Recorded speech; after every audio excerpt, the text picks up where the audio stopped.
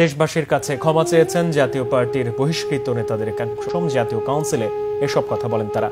নেতারা জানান, উত্তরাধিকার সূত্রে জাতীয় পার্টি তাদের গঠনতন্ত্রে ২০ ক ধারার মতো অসাংবিধানিক কালো আইন বহন করছে, যা দলকে বিভাজনের দিকে বারবার ঠেলে দিচ্ছে। গণতন্ত্রের ধারাবাহিকতা রাখতেই বাংলাদেশের রাজনীতিতে জাতীয় পার্টির আবির্ভাব হয়েছিল উল্লেখ করে ৯০ পরবর্তী সময়ে জাতীয় পার্টি ছাড়া কেউ সরকার গঠন করতে পারেনি বলেও এ সময় মন্তব্য করেন পার্টির দলছুট নেতারা। বহিষ্কৃত নেতাদের আয়োজিত ১০ম জাতীয় কাউন্সিলে ব্যারিস্টার আনিসুল ইসলাম মাহমুদ চেয়ারম্যান এবং এবিএম রুহুল আমিন হাওলাদার জাতীয় পার্টির মহাসচিব নির্বাচিত হয়েছেন। আমরা নিঃশর্তভাবে ক্ষমা চাই। আমরা প্রথমে পার্টি ঐক্যবদ্ধ করতে চাই। আমরা ২০-১ ক ধারা যেটা নিয়ে সমস্ত অকর্ম হয়েছে, সেই দুষ্কর্ম অকর্ম যাই বলে সেগুলো আমরা বাতিল করতে চাই।